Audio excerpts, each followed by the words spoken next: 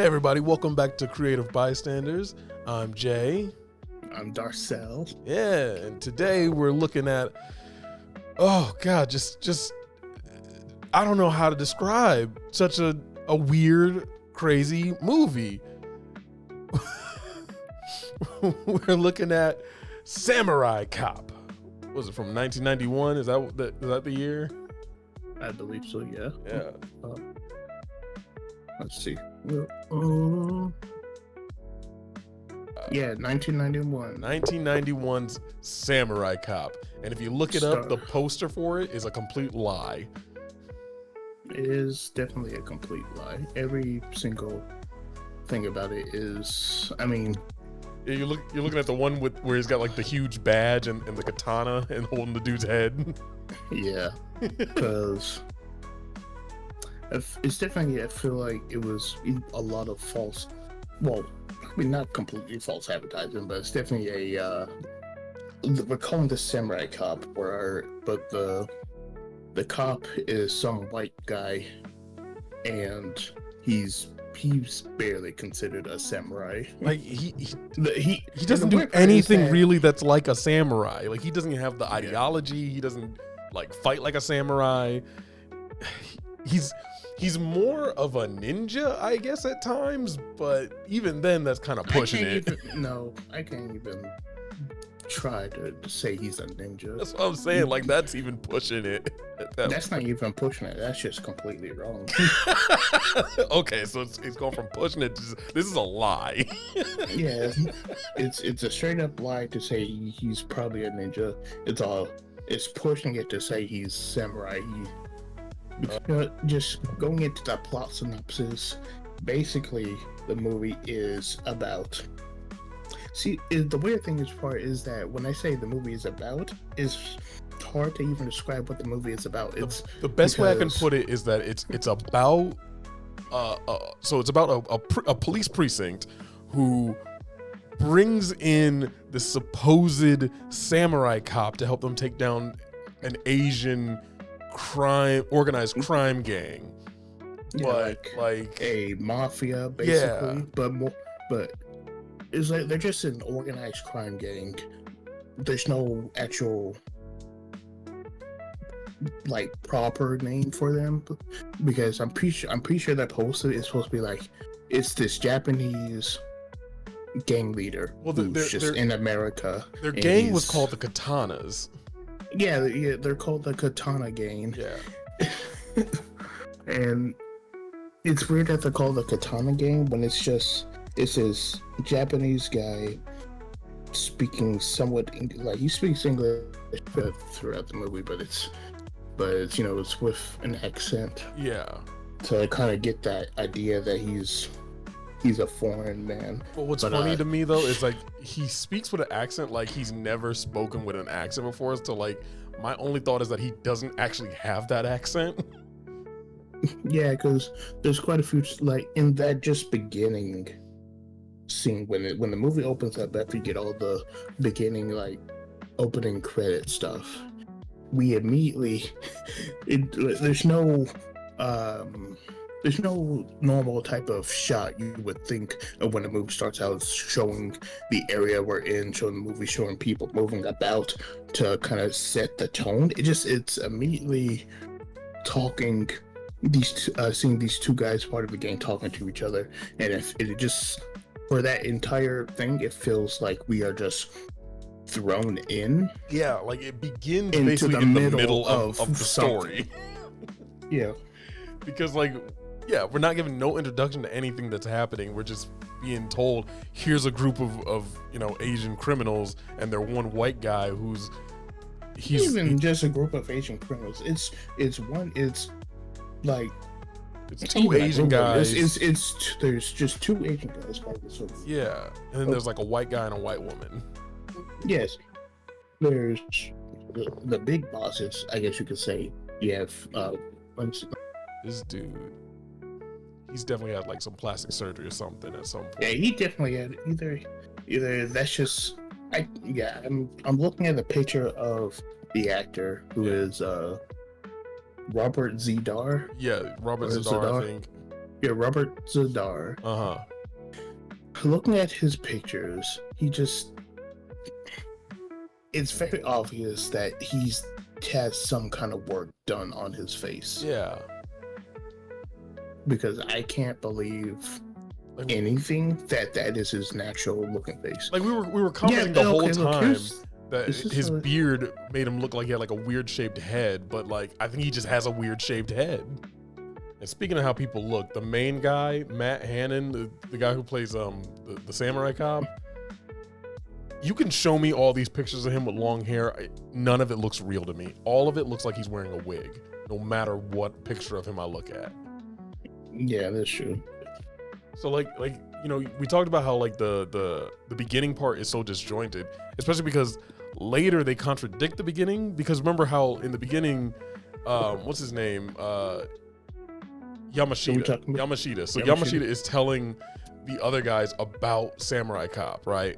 And he says that happens like after the whole beginning with the gang scenes, and it literally immediately cuts to us seeing Matt Hannon as his character Joe Marshall and his partner, the black cop Frank Washington. Yeah.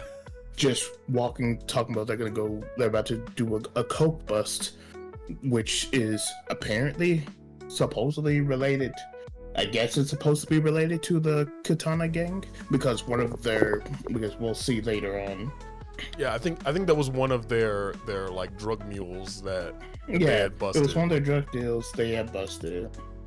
And then throughout the whole movie, it's just the plot is just basically samurai cop Joe Marshall and the rest of the whole police precinct is trying to stop the Katana, just arrest the Katana gang. Yeah.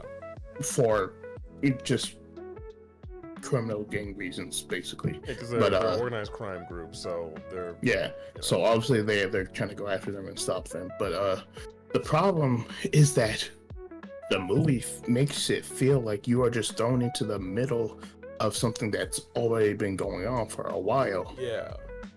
It's very jarring how much like they give you, like they only give you the context and like the setup for things after you've already kind of been in it, because like they don't even really tell you that like this cop isn't like a normal member of this precinct until pretty later into it, like about 20 something minutes into it. They have the chief tell them like, oh yeah, you've been here for like a week.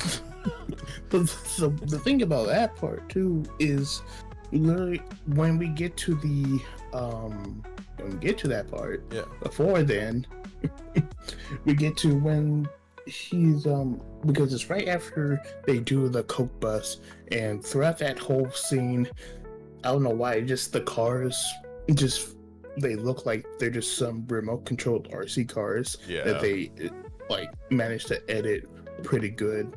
I don't know if it's just the way how the cars were driving, they just moved too smooth when they were turning.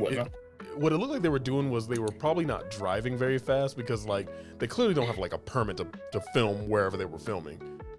So they probably weren't driving very fast, and then it kind of looks like they sped up the film to make it look like they're going faster. Yeah, and then like the scene of them chasing and then they start shooting. Like, again, this is a bad movie with probably not that much a budget for back then in 1991. Yeah. So obviously when they're shooting the guns, sometimes you'll see, you know, like actual effects coming out to show that they're actually firing something. Other times it's just you hear the sound of supposedly that gun going off, because their sound effects were, I guess, just decent enough to make it seem like, oh yeah, they're shooting a gun. So I just looked it up, right? So you said that they probably didn't have much of a budget, right? They had a budget back then of $7,000 for this. $7,000. How much is $7,000 in today's money? In today's money, it is $16,000. Yeah, that's still not enough to make a movie. Yeah, that's like a I would say that's a student project type of budget Yeah. that they managed to get someone to fund them just a bit to make, or they did a Kickstarter of some kind to get some funds to make the film. Yeah, I wanted to know because I was thinking like, you're right about the budget. What could this have gotten as far as the budget? $7,000. That sounds like everyone who acted in it probably pitched in some money, and then that's how they made this movie. Yeah, because all the places they go to is doesn't even. Well, I don't know. Maybe if they just It's mostly people's houses and outside. yeah, and whatever buildings that they probably do manage to just rent out. Yeah. Or they just convince the people to let them record. And honestly, I think a lot of that money probably went to that fire stunt that they did at the beginning. Yeah, because It's like that's where they had like the van explode and they had the dude come out and he's on fire and they pat him down and all that. So like it seems like as far as like effects go, it's really like that was their biggest effect in the movie is blowing the van guy on fire. And then the rest, any other effects in the movie, is just mostly them using it for firing their prop guns. Yeah, and even then, like, you can kind of tell, except there's the one scene where they shoot paintballs at a guy, but on the other spots where people get shot, like you can tell that like they probably painted on the gunshot wound, and they show a shot of a dude shooting, then they cut to the person revealing the gunshot wound on them, and then they fall over. Yeah, but a lot of the times when people are being shot, it's not even there's a lot of scenes where we see a gun fire off. We don't see a bullet wound, but he just it's obviously supposed to be like, oh, he got shot, so he falls over dead. Right. There's a lot of that, so it kind of makes it seem more like you got a bunch of people that are just like playing. Yeah. They're doing like some live RP type of thing. Because they shoot the guns all the time. Robbers with these fake guns and someone goes down. They shoot the guns, but like very few things react. Like this is the chase scene at the beginning, there's a guy shooting at Samurai's car. But it doesn't break any of the windows, doesn't break like a mirror. It doesn't even hit either of them. And he's using this looks like it has to be some kind of shotgun. It looks like a rifle. It's like an automatic a shotgun rifle. Or some kind of no, it's not an automatic rifle because it has it's only the barrel is a lot wider than how an automatic rifle would be, and it's the way it sounds. I was thinking more about how it was so rapid fire the way he was shooting it, but like. Well, no, it's because there's obviously you can put multiple clips into a gun like that, or not gun clips. You can put multiple like ammunition rounds, bullets, whatever you want to call it, in there. But the problem was that because it's obviously not automatic rifle because he's not holding it down to actually keep shooting it like in the other scene when they're at that restaurant and Yamashita pulls out the like an Uzi or some type of submachine gun and just starts blasting. He's shooting, and yeah, you're right. When he's shooting in this car chase scene, there's no damage to the car that would obviously be there to be like. If the scene is just like, is he actually trying to shoot them? Is the because with that type of gun, it'd be shells. It would be a natural, like some shells just actually splattering and breaking open the window, right? And he has to duck. And like the first time we watched the movie through, I thought like the way it was edited and the way it looked, I thought the guy that was coming out of the back of the van was in a different car in front of the van and was trying to shoot the van. Yeah, and then Frank, the black cop. Yeah. He's holding his revolver out, shooting, and they make it seem like he actually shots him, and then the guy falls out onto the street. Falls and out. he's He jumped out. Yeah, he jumps out. He's on the street. He rolls, and then he's trying to make it seem like that Joe is trying to struggle not to hit him, but they just keep going straight and just run over that guy. But it's such a funny of like how they decide to show that, because they show a shot of them like going towards him, and then they immediately cut to a shot from behind the car of him like rolling a little bit with some scuff on him, and then they're like, "Yep, we ran over him. No sound, no bump, nothing. Just front and to then, back. There he is." And for some reason, I don't know why. It's just the right after, because it's the acting with Joe. Oh, when he just goes shoot him. He says that multiple times. They use the same chasing. It's the same recording. It's not even like he's saying. It's not him just saying it similarly. It's literally just the exact same way he says it. Shoot him. Shoot him. Yeah. Shoot him. Shoot him!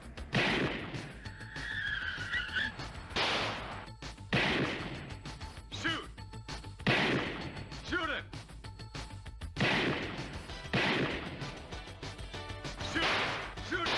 You got it. Yeah, I got the bet. And it wasn't even just that. It was like there was something that Frank was saying too that also got repeated a couple times. Yeah, when it was when the car had crashed, and he's just like, he's on fire. He's on fire. Burn it! Burn it! Oh, he's on fire! Burn it! Burn it! Do something! Man, he's burning! Hey, we gotta do something! Man, you grab the blanket and get the fire extinguisher.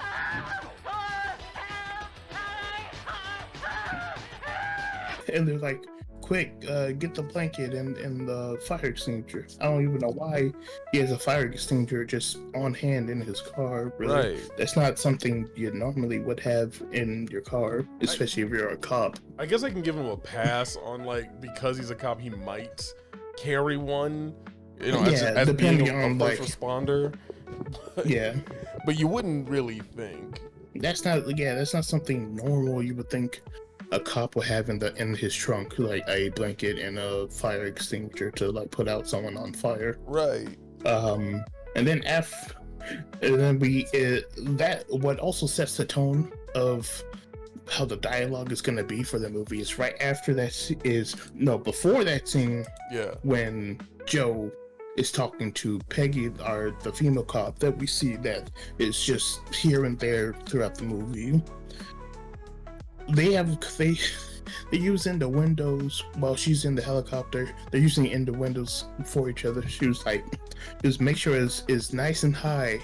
If he was like, oh yeah, I'll make sure it's high. And you just keep it warm. Yeah. And I was just like, what the fuck? The whole police squad in this movie was too horny. That was the other thing. And it wasn't even just them. It wasn't just them. It wasn't even just them. It was every woman that Joe interacts with. Just as soon as he walked in the room, it was as if he was like just producing some kind of pheromone on them, because they all just instantly panties wet. Yeah, because after Joe, like, after they captured that guy who was on fire, he was like, "I'll see you back at your place." And this is where we see how the movie is gonna like handle scenes, because she like after he says, "I'll see you back at your place," it immediately cuts to them in her bed. Yeah, just half naked, going at it, man. Like, and it's like just no preemptive warning to it. Just cuts to them. There's no transition to it. It's just hard cuts. Like, yeah, this movie has a lot of just hard cuts that makes it kind of jarring when we go from scene to scene.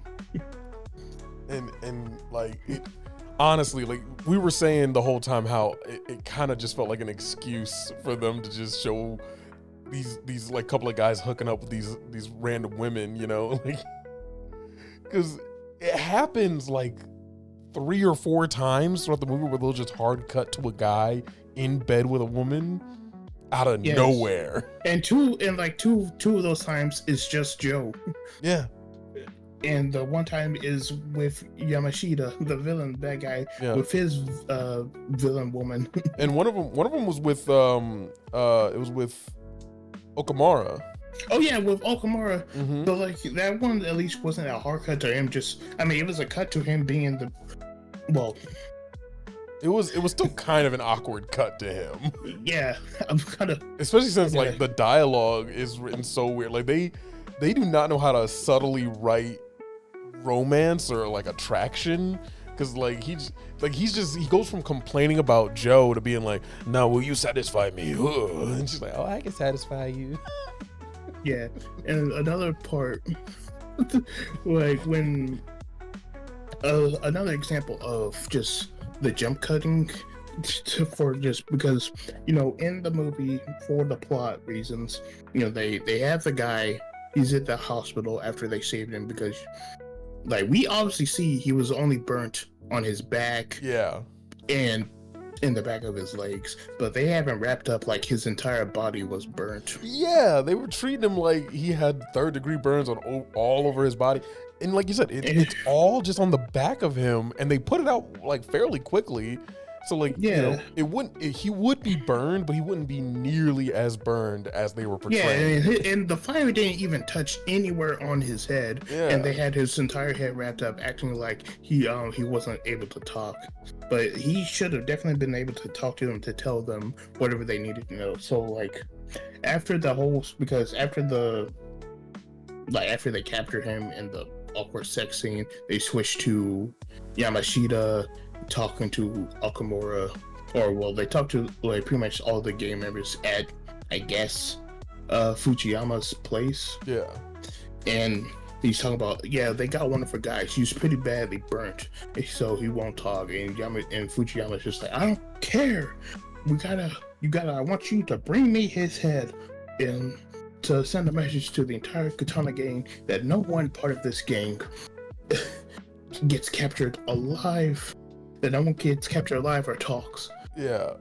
You go down dying, and you don't come back no matter the cost. And they took that junk to heart, because like from then, well, I mean even before then, but from then on, they were all just dying. Every fight scene with with them going against Joe, it was always Joe and Frank just shooting them all.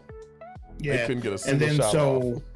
the one we see who's working with the who's basically, I guess, the romantic partner of Yamashita. Oh the yeah. redhead chick. Hold on. I can pull her name up. Where is She at? doesn't have a name. I just see her like her real name. I don't see her wow. name. Yeah, she for doesn't have a her name. character name. She didn't have a. They never. I guess just call her like- Krista. Yeah, Crystal Lane, the actress. Mhm. She doesn't have a. They don't even call her female henchwoman. Yeah. Like they have someone else on here. The thing is, they kind of rarely ever say anyone's names in this movie. Yeah, unless like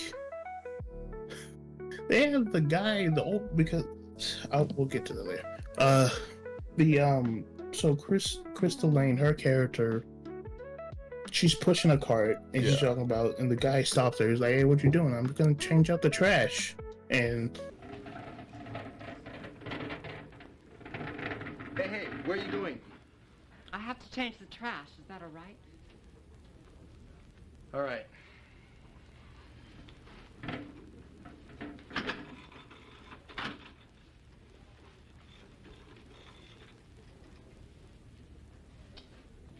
you know, instead of the guy doing his job to like make sure, like, she doesn't even have any, because I'm pretty sure nurses and doctors, they have badges on them, and she doesn't have a single badge on her. Yeah. So he should have questioned her more. Yeah, Try to like figure out who she is. she barely gave him an excuse. She just said, "Oh, I have to empty the trash." But it's like, do you recognize her as the person who's been cleaning all this time, or what? Like, are you just letting any old person just come into this room? Yeah, she vaguely looks like she could be a doctor or a nurse that works here because of what she's wearing. Oh, And but so he's like, okay. And then the part that bugged me the most yeah, of that scene I was just about to bring is it the up. fact that Yamashita, like, he was hiding inside the little cart she's pulling. Yeah. He comes out of it, dressed like a doctor. And so like, why are you hiding? For no reason. He comes out dressed full doctor attire, but you're in the cart? Why? And then like when they get into the room, the guy who got burned, he just starts moaning. Yeah, he starts Like moaning he's- real loud, all weird. Yeah, like it's supposed to be like he's in pain. And then Yamashita, like he does the most low-key decapitation I've ever seen, because like with he's the barely moving fakest his arm. I want to assume like what he was using is a wakizashi. It's not even a katana because a katana is bigger than what he was using. I guess it did look like a miniature katana, because like, but even Yeah, then like you a would still sashi. need to do a little more hacking and slashing to cut through a Yeah, person's because neck. like he just starts cutting at the guy's neck, but like when they show like trying to show him doing the motion, it's like he's barely moving. It looks like he's doing a small incision. Like I've seen more movement at people trying to cut steak. Right. Like he's not trying at all, but yet somehow man's whole head just came off. Yeah, and then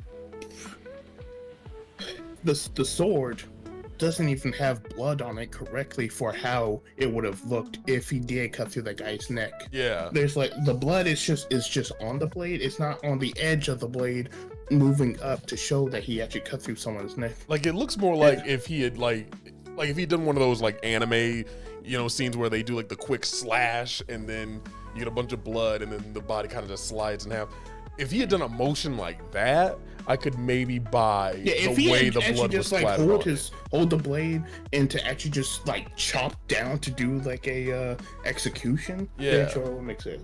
And then after that, the security guard or the police dude, whoever, if he's supposed to be security or just a police guard on watch, he like comes back, he looks in the room, sees the headless body, all the blood, and he just, Right. oh my god, call security. After In they the had most, already like, left. Not even in a panicked voice, just Yeah. and then that entire scene where we're just seeing people running, moving throughout the hospital building. There's no music.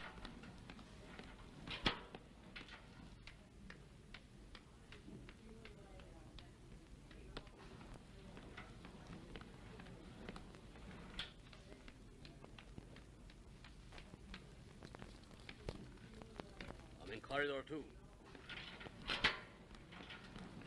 At all. There's hardly any music throughout the entire movie. Like there's only Yeah, a like- couple of scenes where they do any kind of music. And Yeah, it and really so, and undercuts while the tone. I can understand, you know, there's like sometimes you don't like some places you don't need music and stuff for singing, but like in a scene like this where it's supposed to it seems like it's supposed to be a tense moment Yeah. where she's moving with the cart and stuff to like to you know for them to escape. There Right. should be some music like playing right after the policeman discovered that hey, the guy got his head cut off. Oh, but what And killed then- me also the most is when they get to the parking lot and everyone in the parking lot who approaches them is like, hey, wait, I want to talk to you. Let me talk to you real quick. Hey, how's it going? Yeah, Dog?" it's in the same voice, despite Yeah. the fact that the people who are coming up to them definitely wouldn't sound like that. Right. Like every single person who comes up to them says, hey, wait a minute, doctor, let me say a word. The people who they have saying, "Hey, wait a minute, I want to talk to you," they don't even look like they're security guards or anything. They just look like random dudes. Right. And So- then like it's not until after like what looks like maybe they're like detectives or police officers, and then they just get taken down easily because you know this guy most likely he's a practitioner of some kind of martial arts. Like I really think that like a lot of the background actors are probably like the same handful of guys, like just constantly being I wanna recycled believe in that. different outfits and stuff. Because a lot of the background guys, you don't really see their faces a ton. You know, like you might get a quick glimpse of it as they get knocked out, but that's about it. Yeah. And then after the hospital scene, we get to the scene where they're in the police office, the police captain's office. Yeah. And it's just like, even though the police chief captain is like, I need you guys in my office, and then they jump to them in the hospital, and then after the hospital, it's them in the office.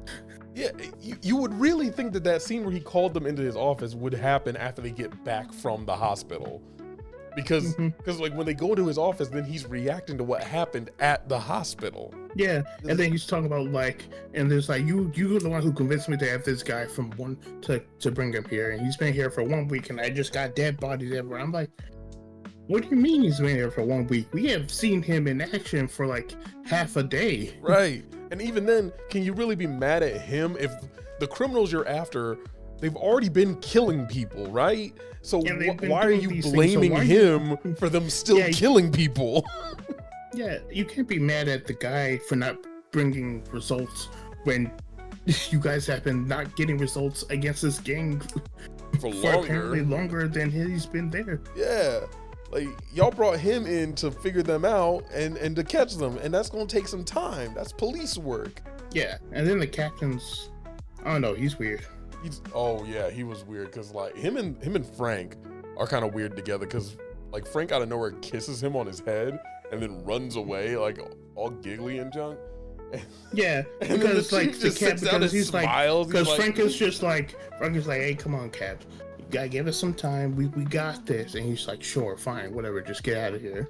And then Frank goes kiss him on the forehead, and then the captain's all like, you son of a bitch, get out of here. Yeah. And then right after they leave, and they hold it on that scene, and then the captain looks all giddity and laughing, like he was waiting for a kiss from him like that. Like he was happy to receive a kiss on the forehead. right, like he just sat there just smiling, big goofy grin, just I've been waiting for my favorite black man to kiss me.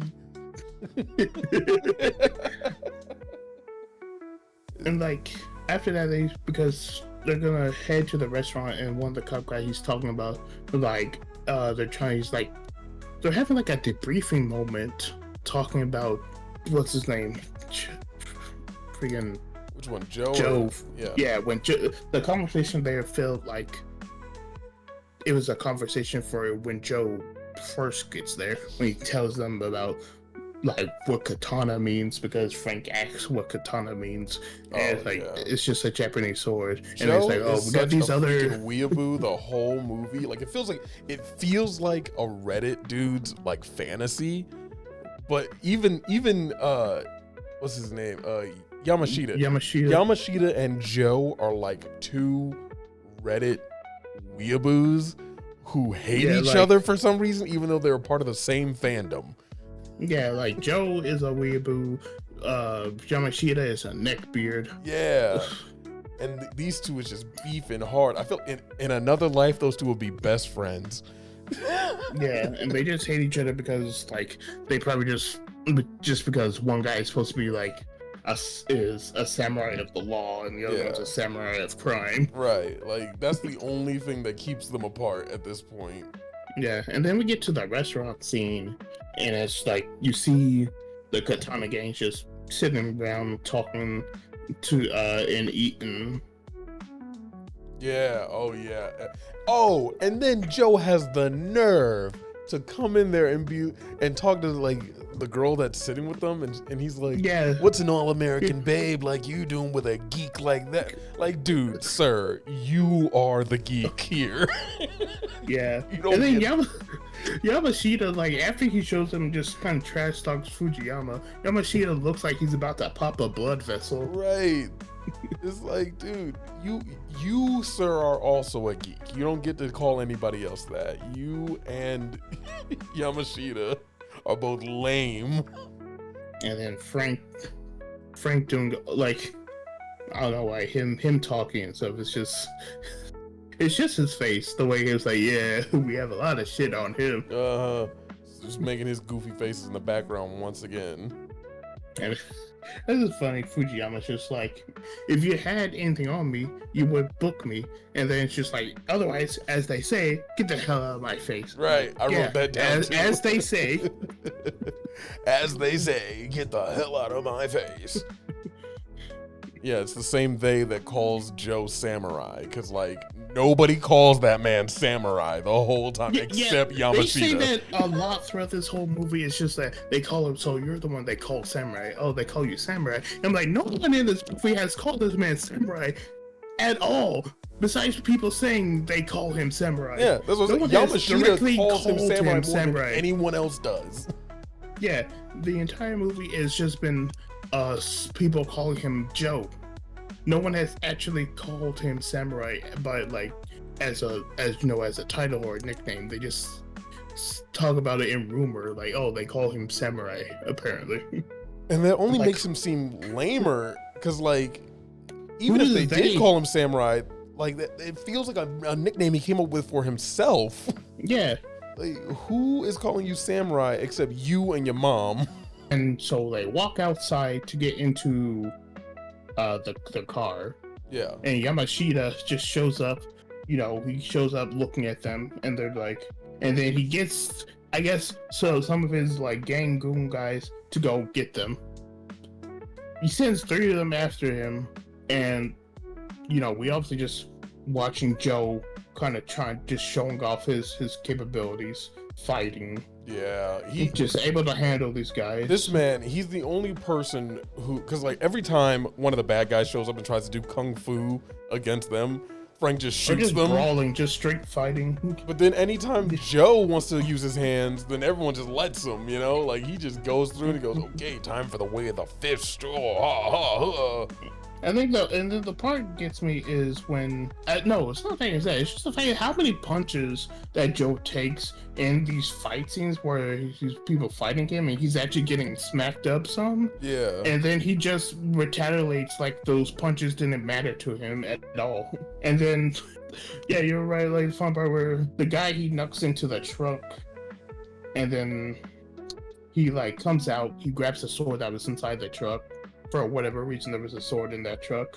And Franklin's just like, what you gonna do? You're gonna fight him barehanded? Yeah. And then he just pulls out and then Frank pulls out his gun out and shoots the guy in the shoulder. Right. Like, I genuinely believe, like, without Frank, Joe would have just gotten killed. I don't know, because there's a lot of times when he is alone and they can't kill him because they're just incompetent. Yeah, that too. It's always either they can't shoot him or Frank's there to Yeah. shoot them. Like, And then Joe, he goes up to the guy with the sword after he got shot in the shoulder, tries to, and just like fighting to take the sword out of his hand. mhm. And then the other guy comes down holding a revolver. He's like, freeze, let him go. Freeze, you motherfuckers! Leave him alone! Uncuff him! I mean, uncuff him! Like in Oh. the most non-threatening voice. They always get like, they get so panicky. Let him go, leave him alone. Like, dude, calm He's down. like, You're the one with "Leave the him gun alone, here. Uncuff him, I made it. And then Joe, he elbows the guy with the sword, and then throws the sword at the other guy who's telling him to let him go. And it just, like, we don't see it happen. It just implied that the way how he threw it, it chopped that guy's arm off completely. Yeah, he did just cut a dude's. Did he throw the katana at him? Yes, because he elbowed the guy, he overhead threw it at the guy, and it just apparently cuts off his arm. And then Yamashita Yeah. pulls out, his Uzi submachine gun and just starts lighting up the entire place. Man. And again, this is where their budget shows, because he's supposedly shooting up the entire place. We don't see the effects of that happening, because obviously a lot of those cars, their glass and stuff should have been broken. Mhm. And the way how the glass breaks when they do show it being broken is very obviously not from bullets being shot. Right. There's like one scene of Frank in a building and he's shooting out at people and they're shooting him, and you can see a window next to him getting blown out. And that's like the only time where like the environment reacts to them shooting each other. Yeah, and then like Yamashita, he's killing his people because the whole like silence code thing can't, like, if his gang fails, he has to kill them so they don't talk, even if they do try to be loyal or not. Just shoots them. And the one big black guy, when it's supposed to show that he's shooting them, it's very obvious that he shot so they had someone shooting had a shooting a paintball gun at that guy. Yeah. Yeah, that's what I was saying earlier about like the one time they really have like live blood effects. It's when you can tell a dude's just being hit with paintballs in his chest. Oh my god. And it continues. The movie just continues on with that type of feel to it, where it's just cutting to things that don't make sense. Right. And Joe, and then like it's all action scenes that don't make sense, and Joe trying his absolute hardest to smash every woman he meets. And then of course the movie ends with Joe and Jennifer back on the beach, kissing on each other, making out, doing their thing. And she had the nerve earlier to say, "I'm in love." I'm like, this man has cracked on you. Yeah. What do you mean you're in love? He has literally just sang you happy birthday and y'all had sex. I put that in quotations because that was barely, and that was just kissing and just cuddling, and then you're in love. You know what? I almost want to watch the second one just to see how they address all that stuff, because you know the second one came out in 2015. Oh wow. Yeah. And you know who I found out is in the second one? Tommy Wiseau. Oh, I see. Yeah. I think he plays one of the bad guys. If he's the villain. If he's the main villain. Oh god, maybe one day we'll watch the second one for the channel, but like we can't watch it next time. That can't be it. No, need to like balance, because this movie was. It was the first rough. time we just had a good laugh because of how bad it is, Yeah. and then the second time seeing all the stupidness is just like, oh my gosh, why? This is a rough one, man. It is very hard to get through. But you know what? How about this? Let's turn it from negative to positive. What was your favorite part of the movie?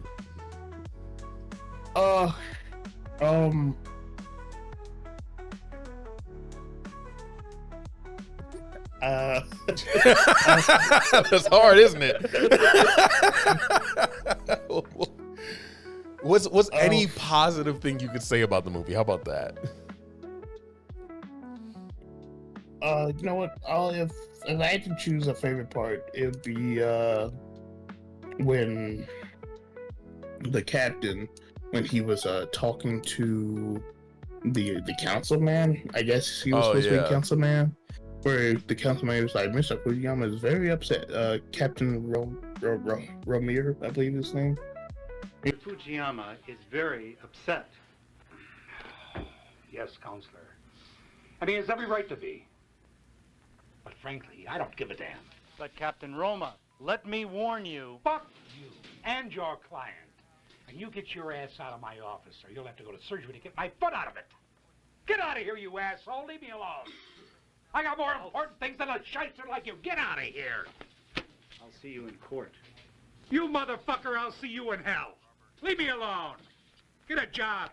He's like, Mr. Fujiyama was very upset. He's like, I don't give a damn. And he's just all like, he's just like, I'm gonna sue you.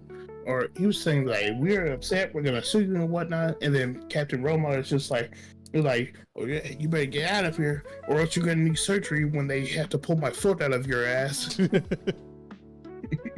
And it's like, and then the council guy is just like, I'll see you in court. And Captain Roma is like, you motherfucker, I'll see you in hell. Go get a job. Leave me alone. Get a job. Get a job. Like, okay, Captain. Okay. My favorite part. This really is a hard one.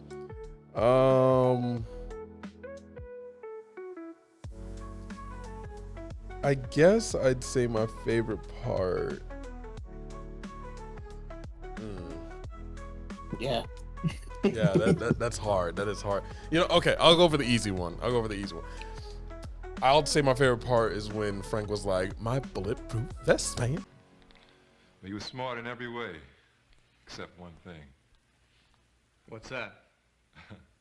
With all his money and success, he's not as smart as I am. To do what? Put on a bulletproof vest, man. like, what's that? He's like, you didn't get a bulletproof vest, man. So yeah, there's a lot of dumb moments, and like I don't know what I would consider my favorite really. Like I was trying to think what part made me laugh the hardest, but yeah, that's what I was trying to think too. Even like, those parts are like I can't call them my favorite because they're so bad. Yeah, like again, like the parts we're laughing at is not because they're good. It's Yeah, I just because know. of how awkward and bad it is. Okay, well I guess in that case I'd give it to probably the nurse coming on to Joe, because like the way she just out of nowhere was like, do you like what you see? You want to touch what you see? Like, girl, what is this energy? Where did this come from? Yeah, it's just random. Just like, you want to date me? You want to fuck me? I mean, Yeah. like, what? Okay, hold on. Why are you coming in all like this? Yeah, where is this energy coming from? What's And what's then something what's- you would change about the movie? Yeah. Because I guess we can skip the whole worst part of the movie because Oh yeah, most of the the whole movie is- movie is the worst part of the movie. Like, this is one where the worst part doesn't matter. You know, okay, Yeah. you know what? Just to say it, what would you consider to be the worst part of the movie? The worst part of the movie is Yamashita going into that one cop guy's house and like trying to threaten him to tell them about where Joe lives, where the samurai lives, and he kills the cop guy's wife and then stabs him, and they just leave him there. Like that scene there was no reason for that scene. Yeah.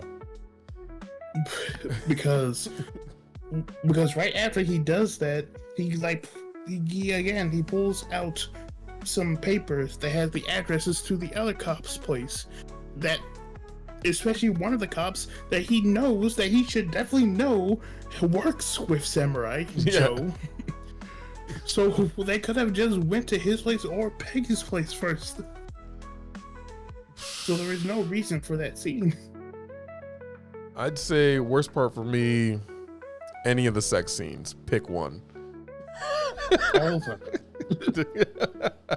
Because like they all came out of nowhere. They were all super awkward. None of them really felt like two people who actually wanted to be in the same room together. Like it was just weird. What would I change? Yeah, what would you I don't change? think I could add anything that would make the movie better, and subtracting would be too much to subtract from the movie. So I would just change. I would just change all the all the tension, all the like sexual tension that they're trying to add into the movie at these different parts. That's just weird. I would change. I would change a lot of the random jump cuts that they do Yeah. for some scenes. I would change to make some scenes to actually make sense, especially the scene where Joe is trying to get that film process so they can see what's on there. Just change that completely. Yeah. Because it doesn't make sense.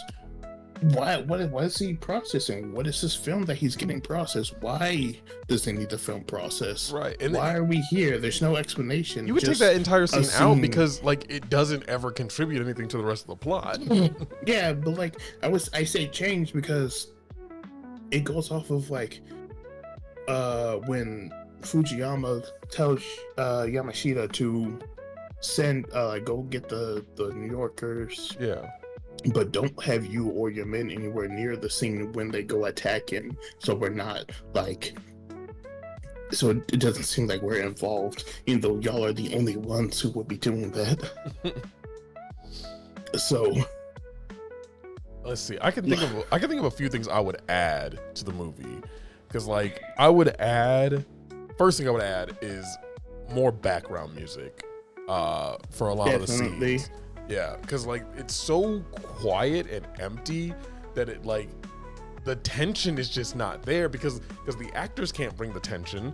So like the scene has to have tension somehow, and like music would have at least helped.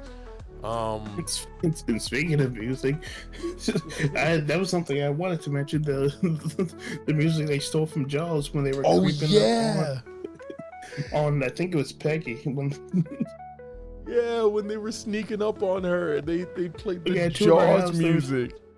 They played the Jaws music for like a good probably like 10 seconds or so. I was like, wait a second, is that Jaws?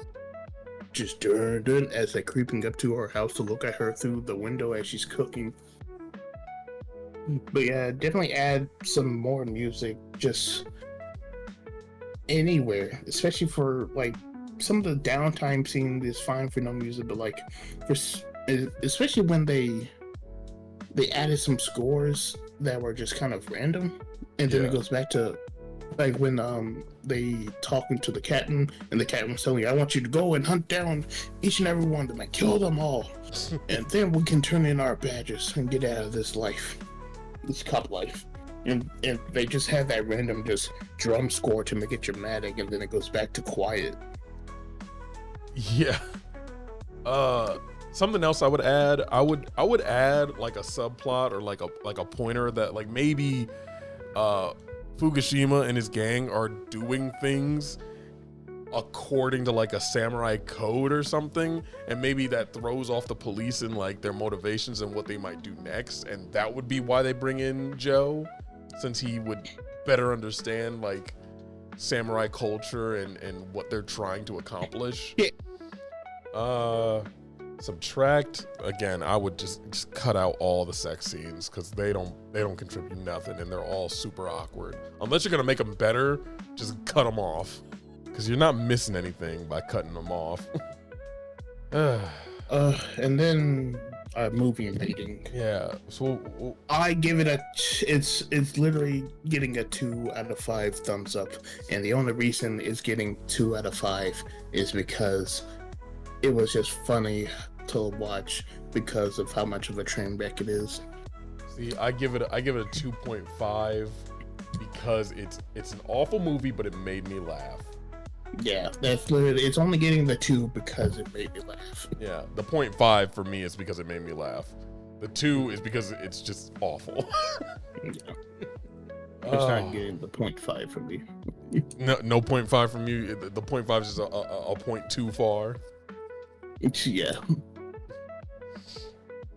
Oh man, this was a rough one. This was hard to sit through a second time. I didn't realize how bad it was gonna be. Like when you don't know what you're getting, it's like, okay, this can be kind of funny because it's so absurd. But then once you know, it just becomes like, oh God, we're at that scene. Oh no. Oh, I can't laugh at this like twice in a row so easily. Like maybe if I watched it again a year from now, I could laugh at it, but not like 2 days apart. I can't do that. That was rough. What movie you want to look at next? You pick, since I picked last time. Oh, I pick. You pick. I would do the picking. Just remember, you're the one who picked this movie. Yeah, I picked this one. All right, since this was the bad movie night. Let me think. Let's see. I'll say, since we did a show and watch, we did a bad movie night. Let's do a blast from the past. Oh, blast from the past. All right, that'll clean the palate a little bit. Yep. Let me see which one of these. You know what? Let's do Monty Python and the Holy Grail. Monty Python and the Holy Grail. It's been a while since I've seen that one. Like I saw it like once, like forever ago. Yeah, I'm pretty sure. Yeah. I can't even remember most of it. The thing is, like, I liked Monty Python's Life of Brian a lot. I remember that. I liked Life of Brian more than Holy Grail, but I'm sure Holy Grail still is a good time. Yep. So that'll be the next movie we watch. This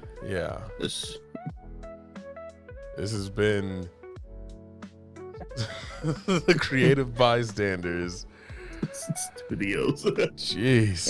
And we just watched a terrible movie. Yeah, and we will see you when we see you. Yep. Goodbye.